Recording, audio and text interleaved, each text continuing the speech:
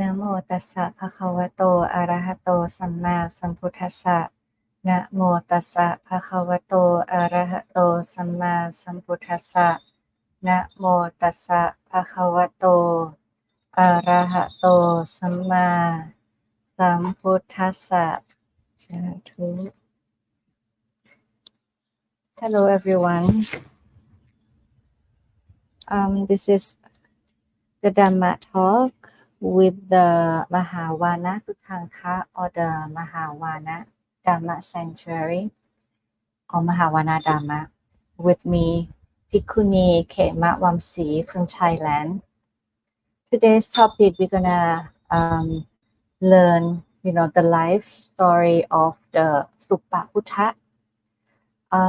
The topic is from suffering to awakening, the journey of Suppabuddha. Then you learn, actually in this is from the, what's it called? Heartfelt saying number 5.3. This is the example of the one who, who went through all the suffering and then eventually he can, reach the true awakening. And also this is the story of we can learn the noble wealth in this story. And also we can learn about the what's it called, like the discourse in order. Normally when the Buddha in that era, when the Buddha would give the teaching, most of the time the Buddha, gave the teaching in order. And today we will learn about that. Okay. Here I have attached the link for you so you can read in that link, but what I'm gonna, read now is not from that. It's just like the easier, translation. Okay. Once at that time, the Buddha was staying at Veluvana in the squirrels' feeding ground near Rashakaha. At that time, there was a man named Suppabuddha. In Thailand, this name is quite renowned because this is like the name of the one who we learn the noble wealth from this person. And also, like, if you want to learn about the stream enterer, Sotapanna, then we're gonna, listen to the Dhamma and listen to the story of Suppabuddha. At that time, there was a man named Suppabuddha who was afflicted with leprosy, poor, and an orphan. One day, as the Buddha was sitting surrounded by a large assembly, teaching the Dhamma, Suppabuddha, the leper, and at that time he was like the wanderer, asking for food. He saw the large gathering from a distance and thought, these people must be distributing food or alms here, just like the place that gonna donate, gonna offer food. At that time they're like for the kings and for the wealthy people, they're gonna, offer food for the poor. So he said like, oh, at that place, people must be distributing food and alms there. It would be good if I went to that gathering. I might get something to eat. With that thought, Suppabuddha, the leper, approached the gathering and saw the Buddha sitting surrounded by a large assembly, teaching Dhamma. He then thought, it seems they are not distributing food or alms here. The ascetic Gotama is teaching the Dhamma. It would be better for me to listen to the Dhamma. So he sat down in a suitable place with the intention of listening to the Dhamma. This is very interesting, if we are like so poor with the disease, like with the sickness, like as the leprosy, and we have nowhere to go and we have nothing to eat, and we went to that particular place, wishing for the food to eat, right? But then you see like, oh, people don't distribute the food there. But the ascetic Gotama, he gave the Dhamma, he gave the teaching.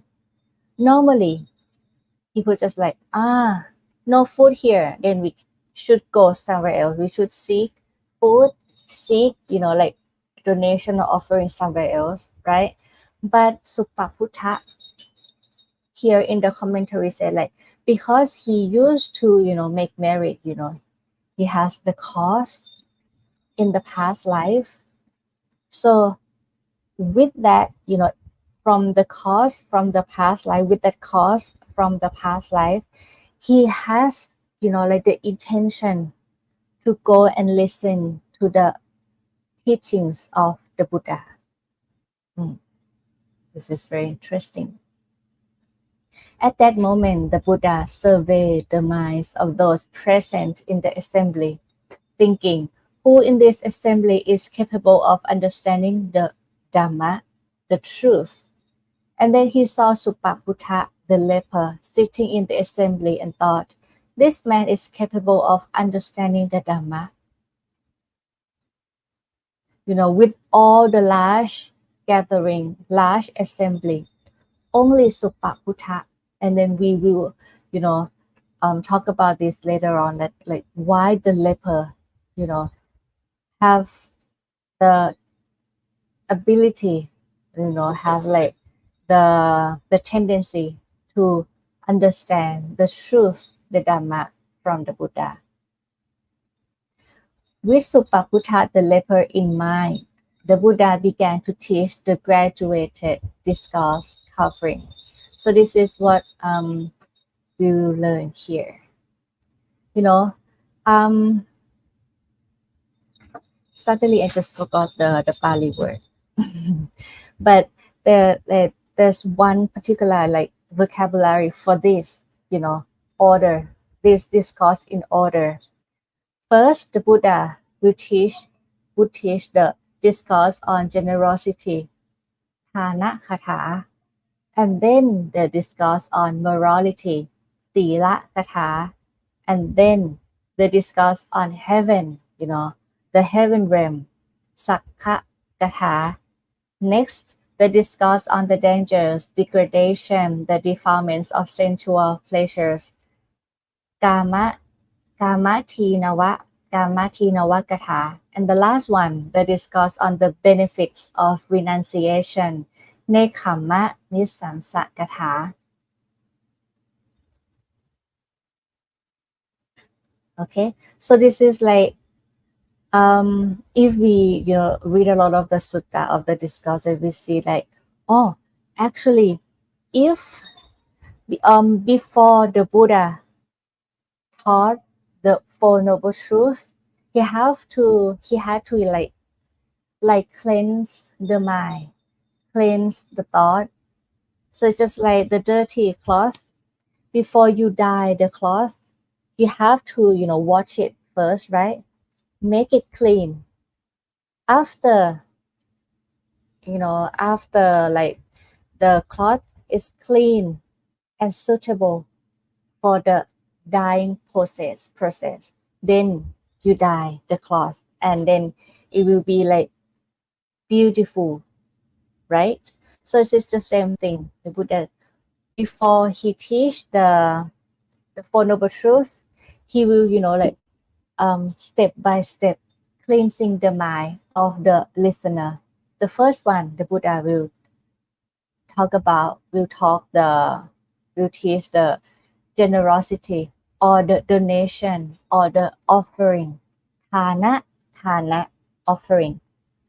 Why? Because it's like the most basic thing, right? Like the foundation.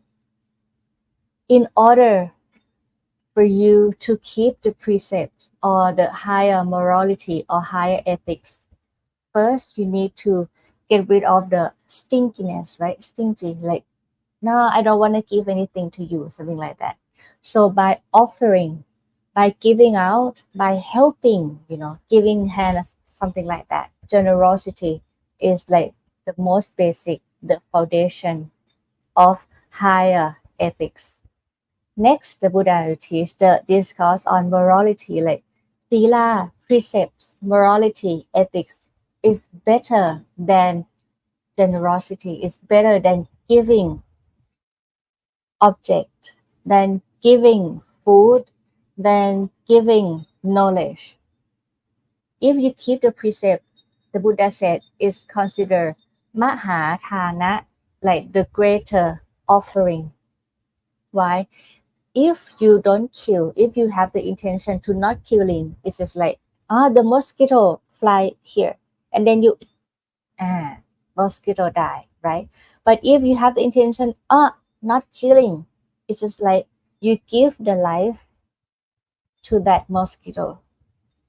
So keeping precept, or cultivating the morality ethic, is considered the greater offering, the greater generosity. Okay. And then after the Buddha talked about the sila, the importance of the precepts and morality, he then taught about heaven. Like if you keep the precepts, if you keep being generous, have the ethics, have the moral conduct, then you can go to heaven. And then he talk about the benefit, like the happiness in the heaven realm. Like, ooh, up there are so many, like so many levels of the heaven realms, and then they live happily up there, right? But later on, the Buddha add the dangers and degradation and defilements of sensual pleasure. Even the heaven realm is not safe.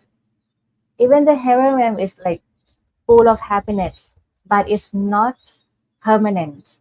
So you need to see the danger, impermanence, transient, degradation, and things about the sensual pleasures, because even in the heaven realm they have, like they're still involved, they're still, engulfed in the sensual pleasures, right?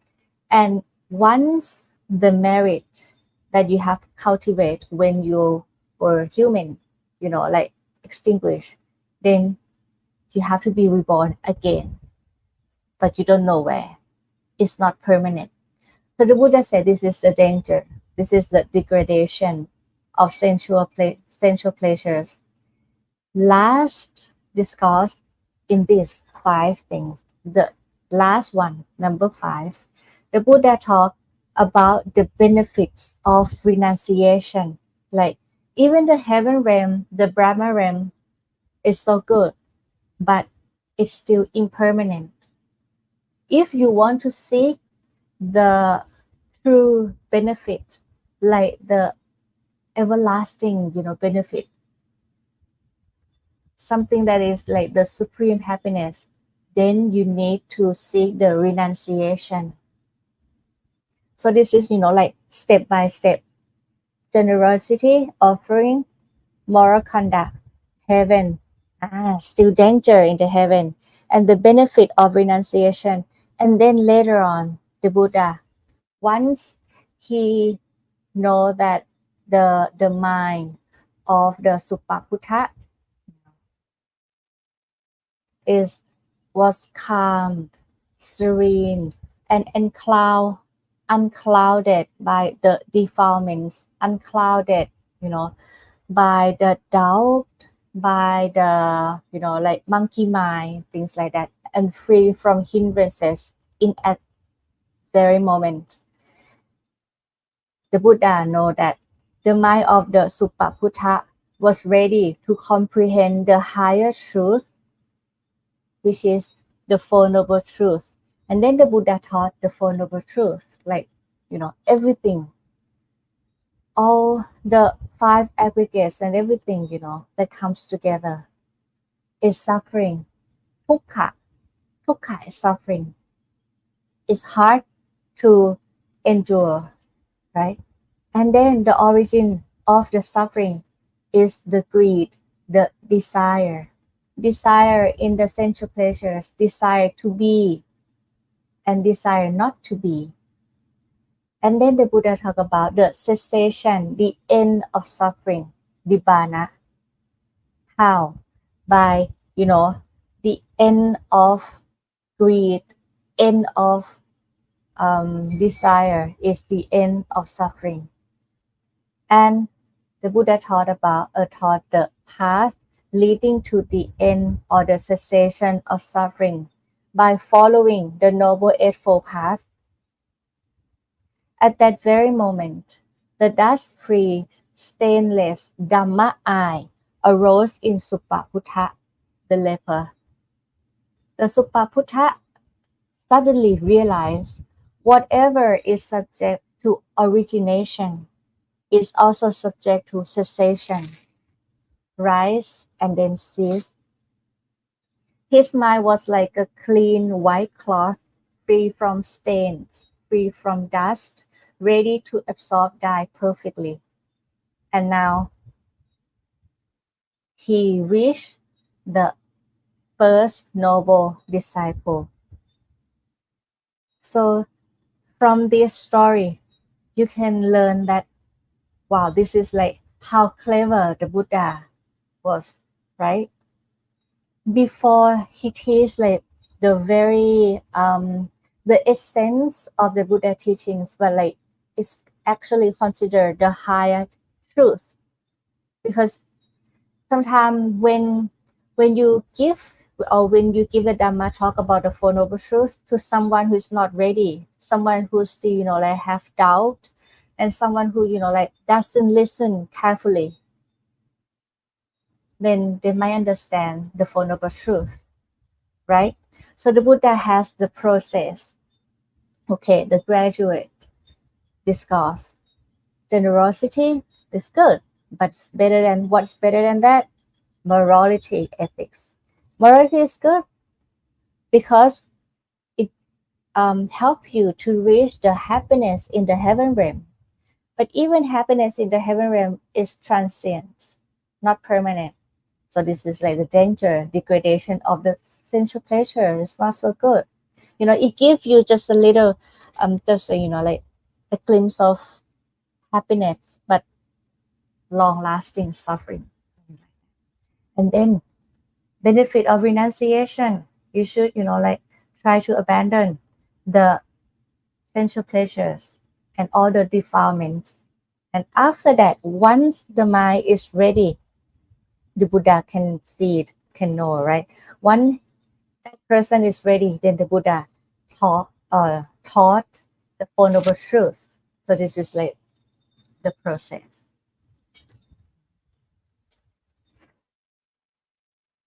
And also this actually things that I'm gonna talk is not present in the link that I have attached to you, because it's in the commentary. Yeah, in Thai we have like the discourse and the commentary, like the explanation from someone else, like like maybe from the story in another sutra, another discourse, and then add on in the commentary part. And then after this, the Suppabuddha, he know he knows himself like, wow, the teachings of the Buddha is like so clear, and I can see now that the nirvana is real, the Buddha is real, the Dhamma is real, the noble disciple is real. And he was like so confident in the Buddha, the Dhamma, and Sangha. And he like he declares like, wow, the teachings of the Buddha were like so great, so amazing, wonderful. And then he went back, you know, after the, you know, after listening, then he went back, go and to somewhere else. It doesn't say in the commentary, but he just, go somewhere else. And at that time, the Deva called Sakka, he is like the ruler of the Deva in the heaven, in the second heaven. Jatu Maharashika is the first realm of the six. There are six realms in heaven. The first one, Jatu Maharashika. The second one is Tawatingsa, right? The Sakka, the king of the Deva, Sakka, Tevara. He's the ruler in the first and then second realm. He said at that time he know that, oh, that person Suppabuddha, he declared, the Suppabuddha declared like, wow, the teachings of the Buddha is so great, something like that. And then he wonder, the Sakka, the Deva wonder like, the leper, you know, the leper, the orphan, the poor, how can he understand the Dhamma of the Buddha? He doesn't believe in the Suppabuddha. So the Deva came, from the heaven, to the Suppabuddha and then asked, I heard that you have heard that you declare something like that. And I know that you are so poor.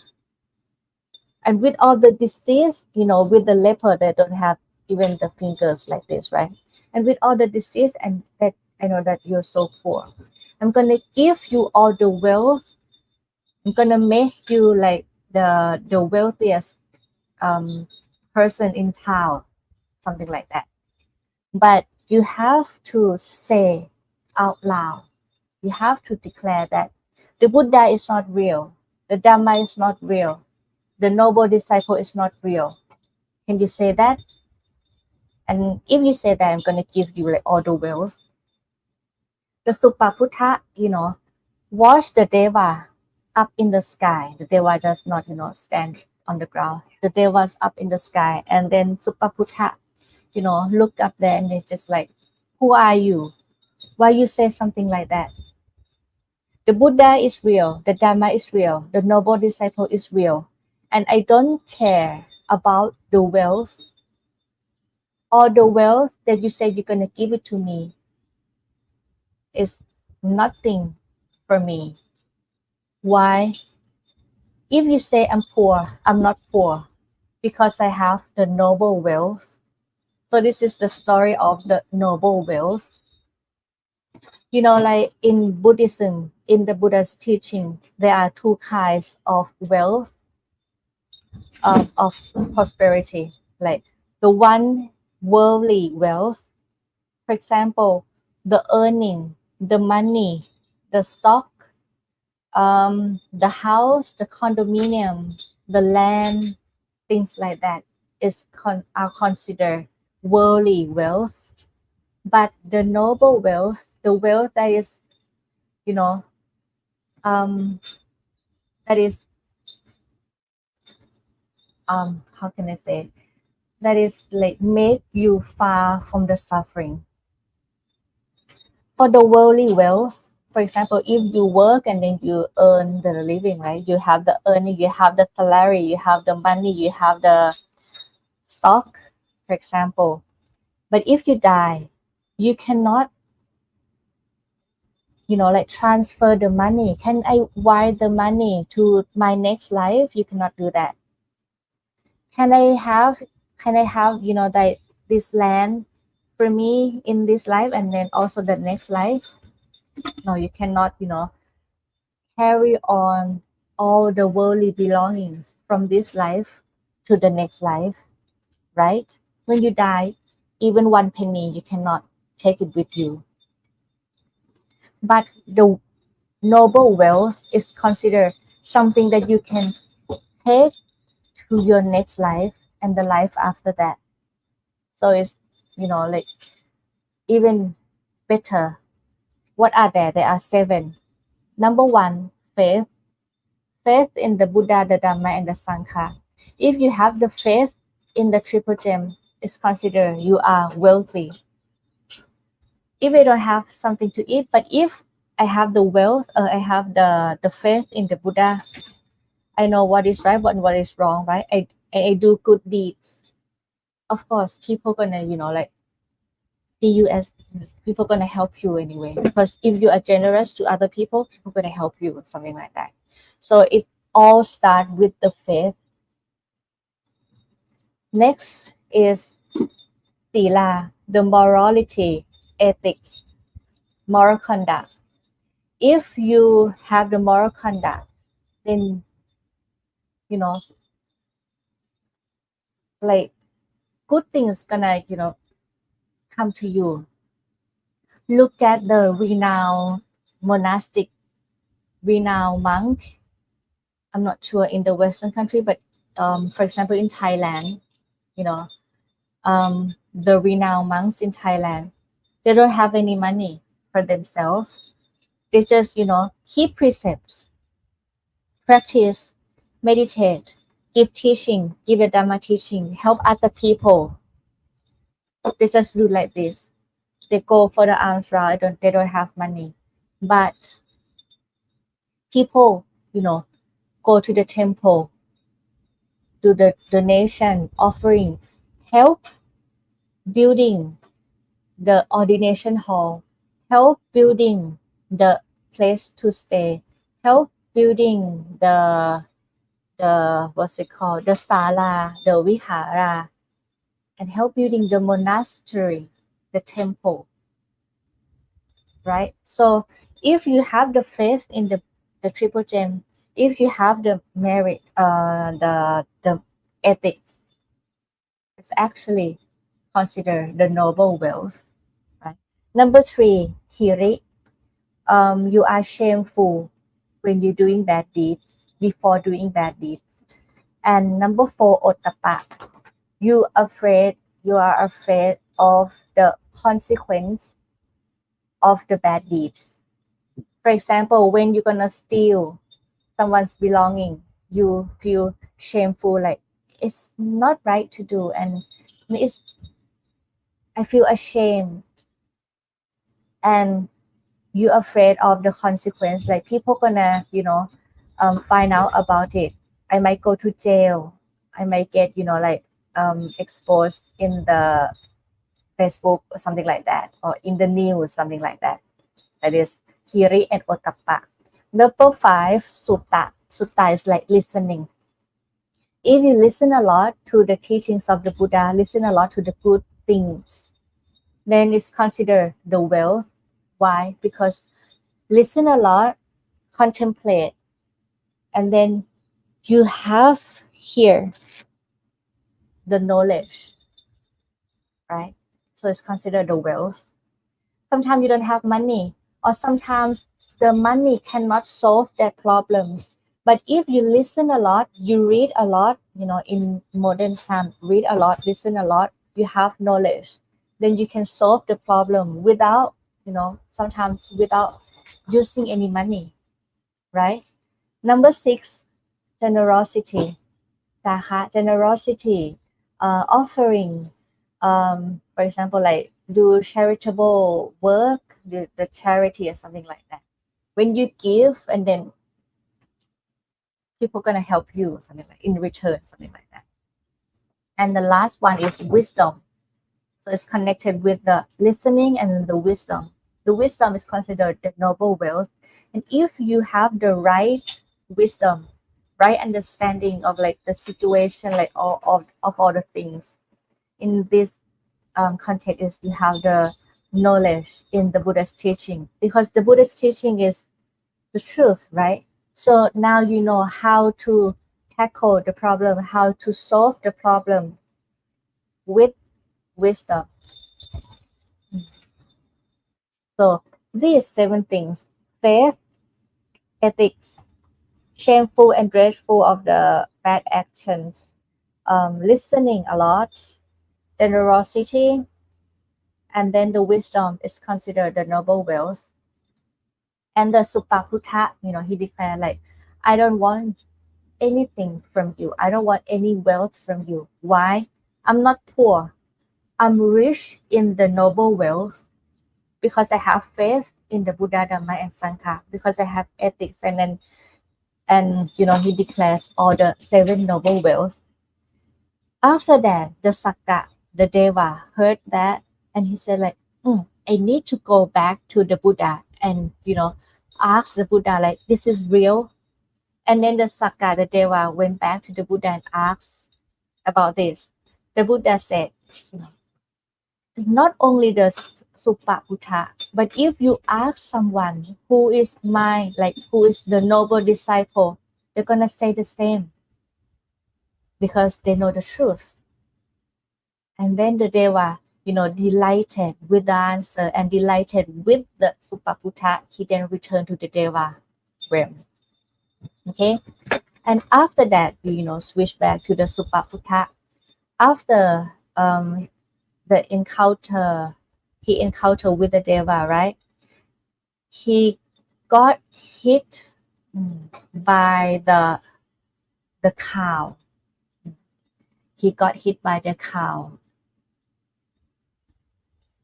He passed away. Yeah, he got hit by the cow because in his past life he used to do bad deeds to one female, and that female die because of his action, and she want to revenge him like every life. So in that last life, that lady was born as a cow and gonna kill the 5 people. One of them is Suppabuddha. Yeah, so after experiencing joy and elation of hearing the Dhamma and reaching the noble disciple, Suppabuddha passed away. He got hit by the cow. I think got hit, yeah. I think it's the right vocabulary. And when the story of Suppabuddha, spread around the town, and then one monk heard about, oh, Suppabuddha passed away. So they, the group of the monks went to ask the Buddha, like, what was the destiny? What was the next life of Suppabuddha the leper? What is his afterlife? The Buddha replied, monks, Suppabuddha the leper was wise and practiced the Dhamma appropriately. He did not trouble me and became a stream enterer, Sotapanna, because he eliminated the first 3 fetters. He is assured of reaching enlightenment without falling into lower ranks. So the noble disciple, the first stage is Sotapanna, or the stream enterer. Be able to, reach through the stream, the main stream, to nirvana. So in the commentary, within 7 lives after reaching the Sotapanna, then you can reach the nirvana, the enlightenment. And it can, like guarantee that you will not fall into lower ranks. So here we're gonna talk about the stream enterer. I just saw the comment. Hello Maria, hello Dharma Learner, and hello Jim McCurry and JD Smith. The stream enterer is the first stage of noble disciple, right? Stream enterer will overcome the first 3 fetters. There are 10 fetters, or Sangyoshana, Sangyoka. It's the thing that bind beings to the cycle of rebirth. In the Abhidhamma has the comparison, the fetters to the rope binding the neck of every being. Like if you're still having the fetter, then it's gonna drag you to many life after this. There are 10 fetters, but the stream enterer can overcome the first 3. What are they? Number 1, belief in a self, Sakkayaทิฏฐิ. You still have the belief, the notion of the self, atta. There is me in this form. There is me in this body. There is me in the perception, mental formation, feeling, and mind. For example, you hurt my feeling. Me, my feeling. You have the me, the atta, the self in the feeling, but there's no me in the feeling. It's just the feeling, but you cling onto the feeling. So you know, like my feeling. You have to separate. You know, like using the word just for the sake of communication. You can say, my feeling is okay, but you have the right belief that just the feeling that arise and it's gonna cease, arise and cease. But if you have the belief that there is me in the feeling, there is me in the body, this is my hand got hurt, the stream enter can abandon this false belief in the self. They have the right understanding of the five aggregates: form, feeling, mental formation, perception, right? Mm. And then the mind. The mind is just the mind. The mind is not myself, it's not me, it's not I, something like that. This is the first one. Sorry for the, like now there are 4 kittens in this monastery. They are orphan. So I have to adopt. Not adopt, because um, the father is actually the monastery cat. So we have to take care of them. Number 2, the stream enterer can overcome the doubt in the Buddha, the Dhamma, and the Sangha. Any skeptical doubt about the triple gem is abandoned, eradicated. And number 3, you can abandon the blind attachment to rites and rituals.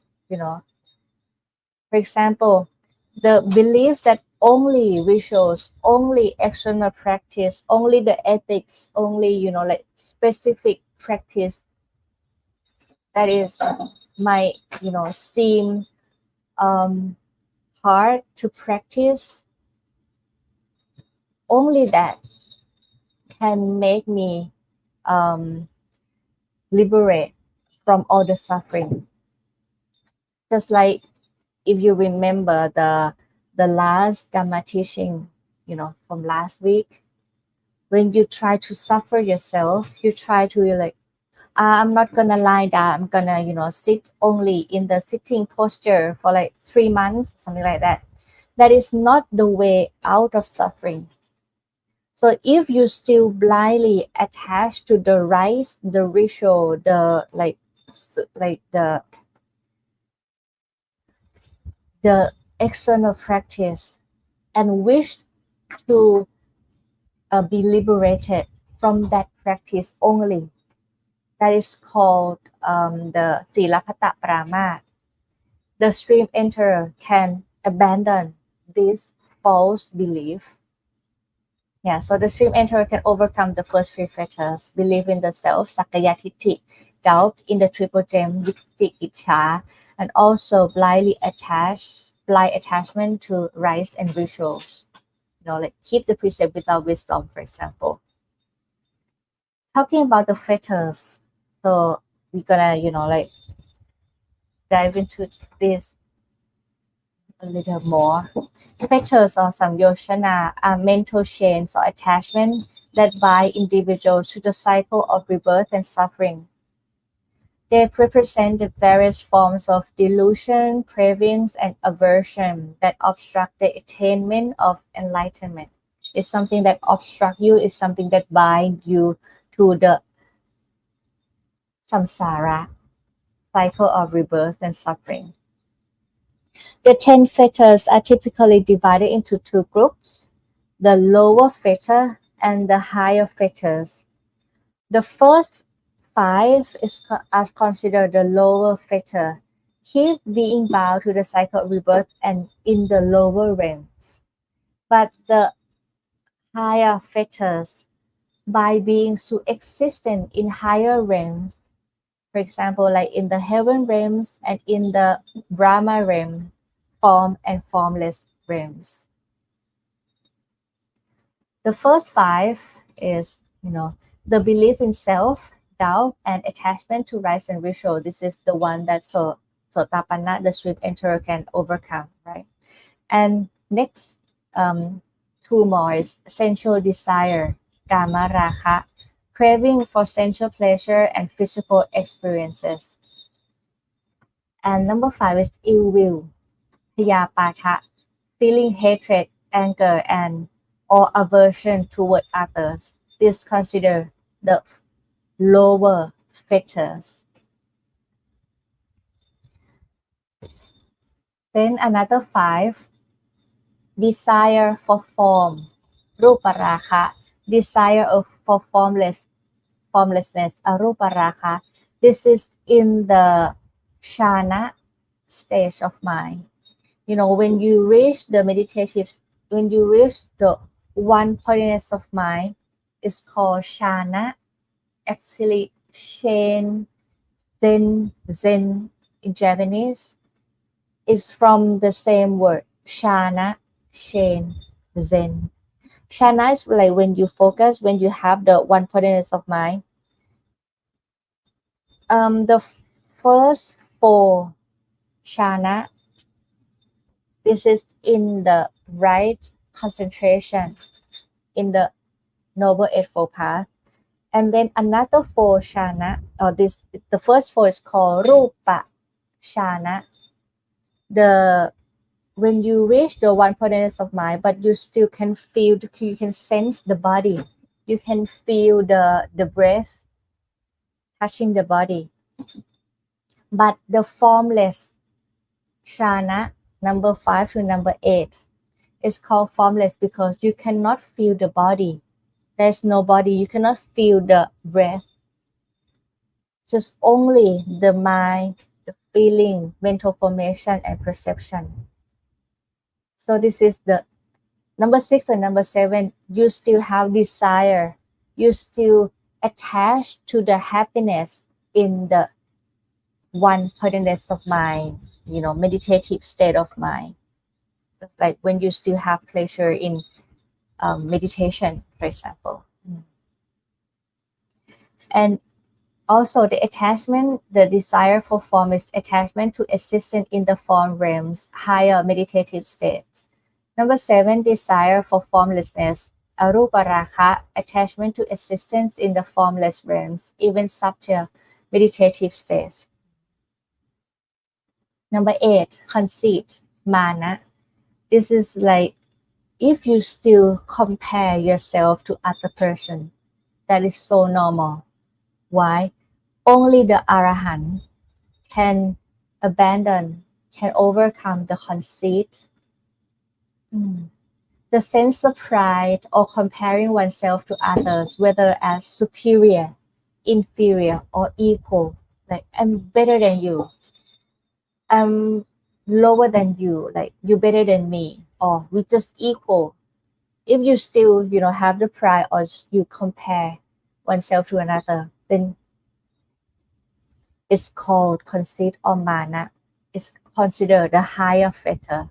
Only the Arahant can abandon it. Number 9, restlessness. This is not just something about, you know, like going to sleep. It's not something like that. But restlessness or utthaja here is like the monkey mind. The mind wandering around, like thinking like this and then think like that, and then, you know, like blah, blah, blah. I want to go to shopping and then I want to buy this one. Oh, is it I have to compare the price? But oh, I have to go to this way. You know, the mind, the monkey mind. The mental agitation, mental restlessness, preventing the mind from settling into peace.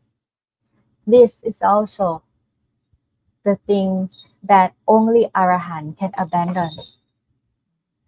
So if you meditate and then, oh, there's so many things going on in my mind, in the mind, it's normal.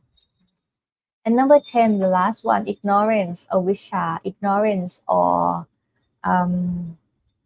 what's it?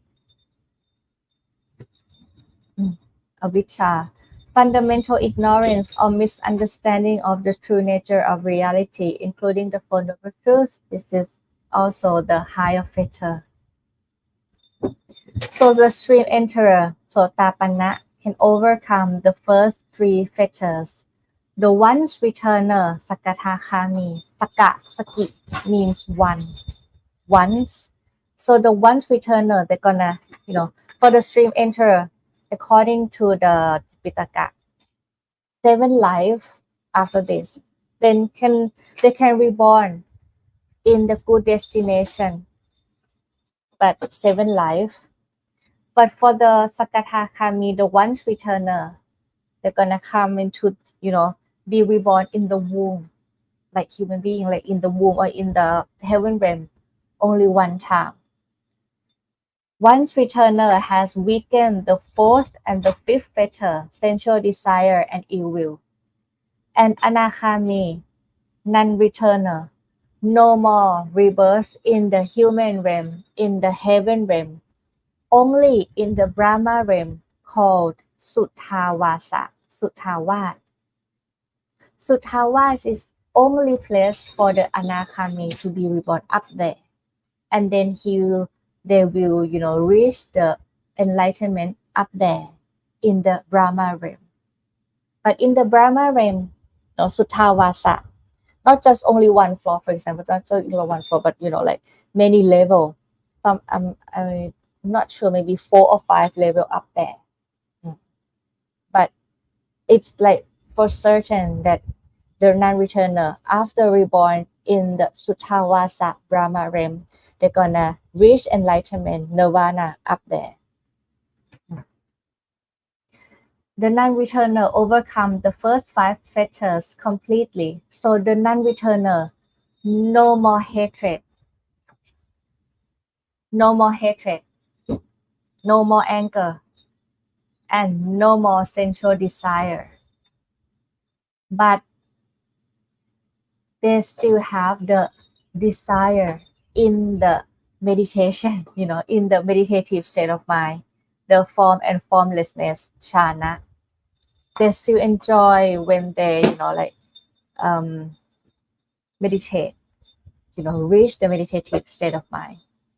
But they can, abandon completely the sensual desire and ill will.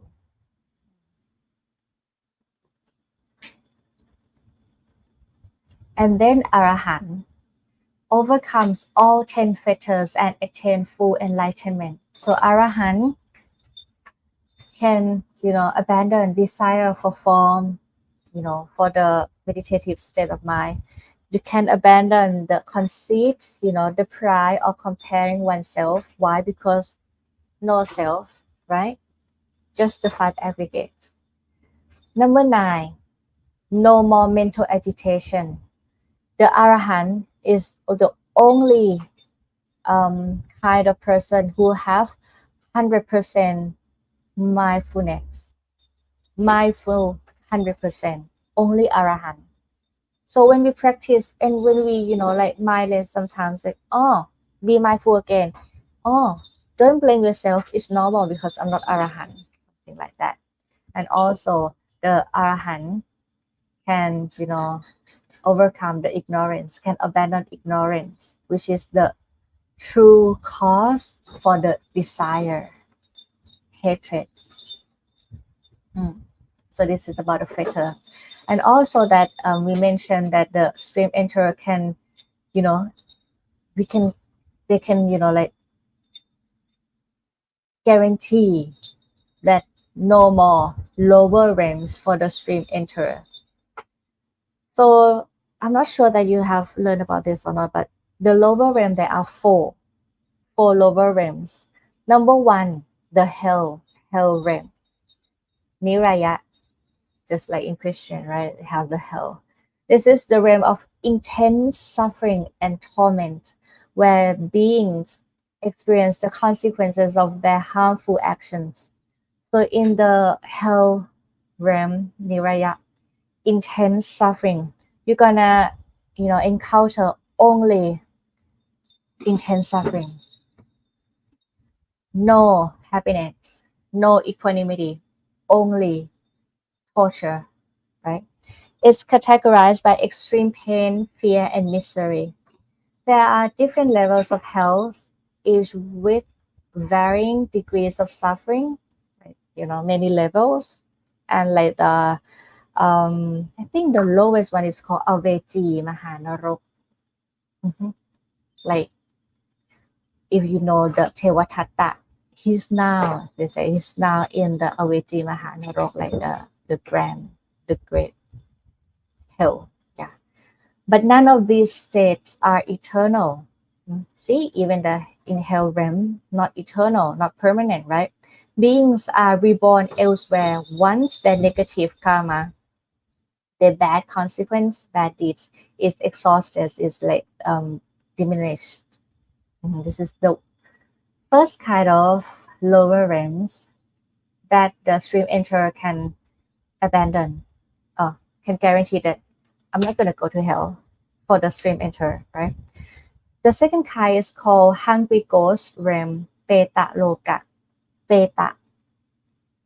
Beings in this realm known as Peta or hungry ghosts. In English, they use the word hungry ghost. Why? Because they're always hungry. Suffer from insatiable hunger and thirst. They are depicted as having large, empty stomachs and tiny mouths, which is not like some of them have like large stomachs and tiny mouth, but not all. For the Peta, for the hungry ghosts, they can, like have many forms. In the Tipitaka, sometimes they have like the head of the, I'm not sure, like the head of the something and the body of the snake, something like that.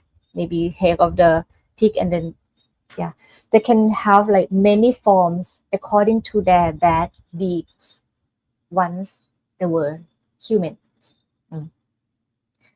But all of the Peta, most, no, not all, most, oh yeah, I can say like all Peta, like symbolizing the inability to satisfying their desire. Sometimes when about to die, and then you think like, oh, my what's it called, my money, oh, what about my money? Oh, what about my wife? Oh, what about my house? Oh, I need to go to that house. And then you die suddenly. Then you'll be reborn as the Peta because you still cling on to the belonging or something like that. This realm represents the consequences of excessive greed and attachment, right? Greed and attachment. The third one, animal realm, Tirashana Yoni. The animal realm is categorized by ignorance and instinctual behavior.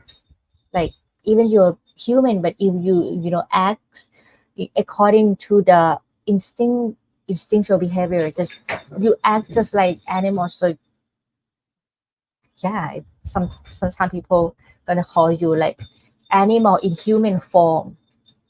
We have the word like this, that animal in human form, Peta, hungry ghosts in human form, the hell creatures in human form. Why? Because even though you are human, but you don't act as a human, you act like animal, you act like hungry ghost, still greedy and something like that, and you act like the hell creatures suffering inside with the anger, something like that. Yeah, animal realm beings here suffer from the constant struggle for survival, fear of predators, and lack of wisdom. This realm symbolizes the consequences of ignorance and delusion. And the last one, Asura realm, Asura Loka, Asura. In English, maybe they use the word like monster. I'm not sure. Yeah, demigods. I'm not sure about that. Something like like a devil, like a monster, something like not hungry ghost, but angry ghost. You can say that. Asura is just like angry ghosts. They are the beings filled with envy, jealousy, and aggression. Although not as tormented as those in the other lower realms, their existence is marked by constant conflict and dissatisfaction. Here you can say angry ghost. This realm represents the consequence of anger, jealousy, and competitiveness. Mm. So if you believe in ghosts, um, the ghost that some people believe that, oh, they can see ghosts or something like that. Actually, yeah, people can see ghosts. That ghost might be the hungry ghost Beta or the angry ghost Asura to Kai. That's what they say. Yeah. And then after talking about, after the Buddha told the monk that the Suppabuddha was actually the stream enter, and he is assured, Suppabuddha is assured of reaching enlightenment without falling into lower realms. When the Buddha has spoken, that one of the monks asks the Buddha, what was the cause and condition for Suppabuddha's leprosy, poverty, and like all the bad consequence he has to encounter in that life? The Buddha replied, monks, in a past life, Suppabuddha was the son of a wealthy merchant in Rashaka. One day he saw the Pajjeka Buddha. There are Samma Sambuddha, the one who reached the enlightenment by himself, right? And was able, wish to, help people to have the wisdom of things like that. Yeah. And the Pajjeka Buddha, he's the one who got enlightenment by himself. Some people say like the Pajjeka Buddha does not teach, but actually Pajjeka Buddha did teach, but not like for many people. And most of nearly all of the Pajjeka Buddha stay, like as like the hermit, in the mountain or something like that. They love the solitude, something like that. So at that life, Suppabuddha was son of the wealthy merchant. And one day he saw Pajjeka Buddha, one kind of the Buddha, walking in arms in the city. Seeing the Pajjeka Buddha, the names kind of close. Seeing the Buddha, Suppabuddha thought, who is this leper dressed in filthy clothes wandering around? Why he have to mention about the leper? Because for the robes of the monk, of someone who seek the renunciation at that time, it's not like this. This is like the modern kind of robe, right? But at that time, people use like the discard cloth from the corpse, cloth from something that people throw away, and then for each one, you're gonna use this one. I'm gonna use this one, and then sew it together like this, right? Something like this. So it's just like not in the same size and not in the same color. And after that, they have to dye with the natural color. So it doesn't look so good, and it looks like something like a leprosy. Mm. So Suppabuddha in that life said to the Buddha, like, who is this leper dressed in filthy clothes wandering around? He then spat on the ground and walked past him. Because of this action, the Suppabuddha was tormented in hell for many hundreds of thousands of years. As a residual effect of that karma, he was reborn as a leper, as he used to say. He was reborn as a leper, poor, and as an orphan in Rashaka in this life. However, having taken refuge in the Dhamma and practiced faith, morality, learning, generosity, and wisdom after death, people does not do like 100% bad deeds or 100% good deeds, right? They do like mix good and bad, bad, good, good, bad, bad, good, good, bad, right? because of his bad action that he spat and used a false speech and spat on the ground. For that Pacheka Puttha, he has to go to hell and tormented and was reborn as a leper, right?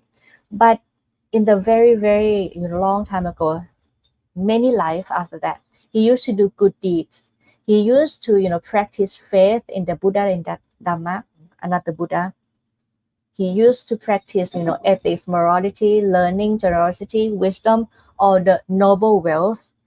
So in this life, even though he was reborn as a leprosy, poor, so sad, suffering, but he still have faith, that I mentioned earlier, that he still want to listen to what the Buddha teach, what the Buddha taught, right?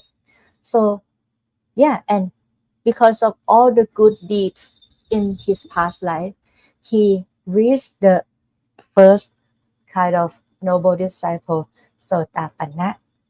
Hmm. And then the Buddha said, after this life, because he got hit by the cow, right? After this, he was reborn in a good destination, the heaven realm, among the Tawatingsa gods, the second realms of the heaven, where he shines more brightly than other gods with his complexion and glory. And then the Buddha uttered the verse, the wise in this world, while still persevering, should avoid all evil, just as the man with good eyes avoids an even path. Right? Because we know, like, from just, the word, false word to someone who doesn't deserve that. Just, the bad action, like you spit on the ground. Because of that, you have to torment like for many, many, many long years, right? So the wise in the world should avoid all evils, just as the man with good eyes avoid uneven path, like the dangerous path, something like that.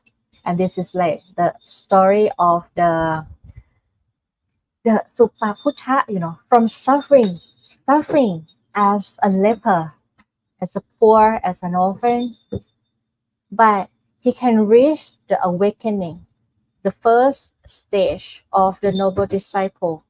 Why? Because of all the good deeds in his past life. And so from this life, from his journey, then we can learn about, like we should avoid all the um, evil actions, bad, unwholesome actions, right? And we have to cultivate wholesome qualities.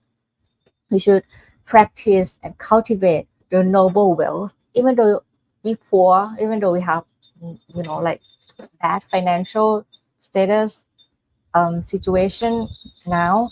But if we still cultivate the noble wealth, what are they? Faith in the triple gem, Buddha, Dhamma, and the noble disciple. Sila, morality, ethics, moral conduct. Hiri, shameful. Ottappa, dreadful, afraid of the bad deeds, bad consequences. Sutta, listen a lot of the wise word of the Buddha.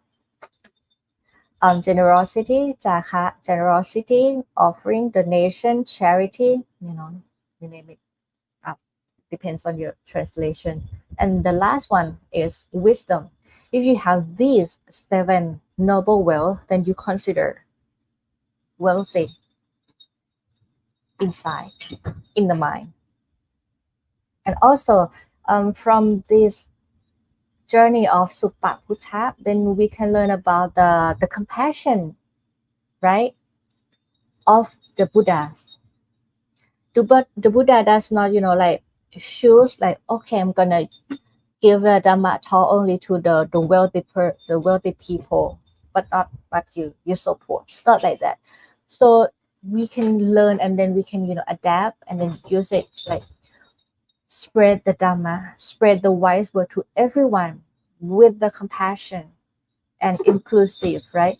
Teaching Dhamma to everyone regardless of their social status or in this case, the physical condition, right?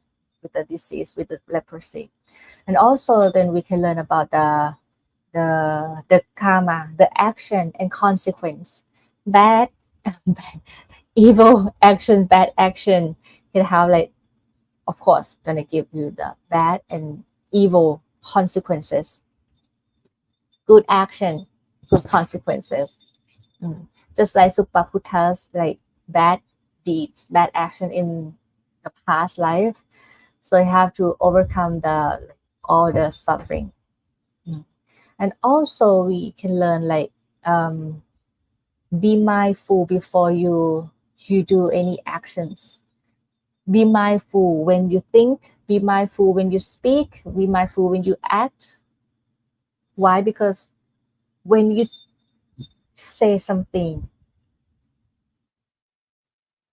bad or not nice, just like Suppabuddha, like, who are you, leper?